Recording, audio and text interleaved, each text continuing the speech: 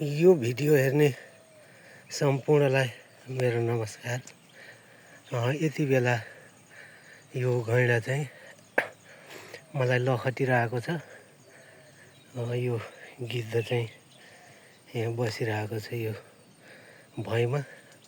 म चाहिँ सेफ त छु, तर मेरो बाइकलाई चाहिँ यसले हान्न सक्छ भन्ने डर छ। यहाँ तल यो बाइक राखेको छु मैले यो जालीको तल।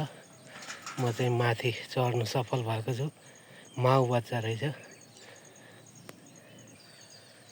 यो। बच्चा चाहिँ तर्सिरहेको छ, माउ चाहिँ अलि मूर्खै रहेछ।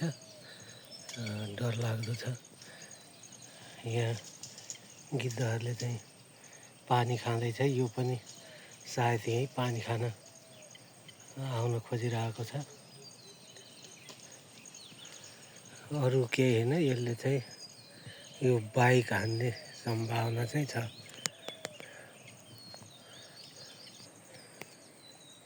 डर लाग्दो त छ, तर रमाइलो पनि हुन्छ यो ठाउँमा। यो गैँडा नजिकैबाट देख्न पाउँदा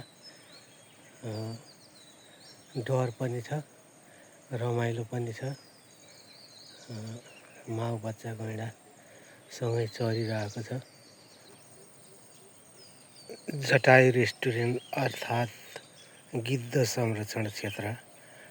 यो जटायु रेस्टुरेन्टको फिडिङ सेन्टरको बायाँ साइडमा चाहिँ यसरी यो गैँडा चरिचरण क्षेत्र रहेको छ भने यो चाहिँ जटायु रेस्टुरेन्टको यो गिद्ध प्रजनन केन्द्रको यो भवन हो, जालीको घर। यो सधैँ चाहिँ गैँडाहरू आउँदैन, कहिलेकाहीँ चाहिँ डेन्जरै हुन्छ यो ठाउँमा आउन। यो गैँडाहरू माउ बच्चा लगायत यहाँ यो ठुलो बच्चा हो, अझै ठुलो पनि आउँछ।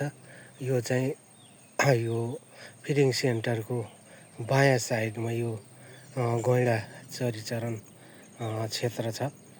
म यसैको अगाडि जहाँ यो जटायु रेस्टुरेन्ट यो ब्रिडिङ सेन्टरको बच्चा ल्याएर यो भवनमा राखिएको थियो। म फिडिङ सेन्टरको चौर पनि देखाउँछु। यो जटायु रेस्टुरेन्टको फिडिङ सेन्टर जहाँ गिद्धलाई सुरक्षित आहार दिने गरिन्छ, शुद्ध आहार।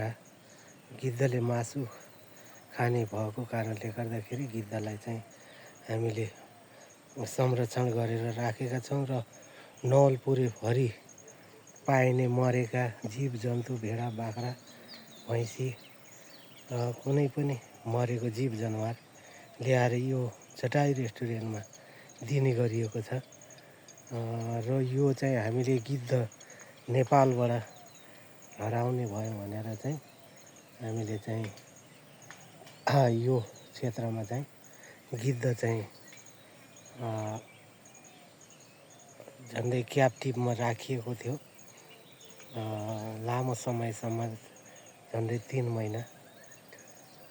यो ठाउँमा आउनको लागि त्यसै नआउनु होला, किनभने यहाँ सम्पर्क मात्रै गरेर आउनु होला।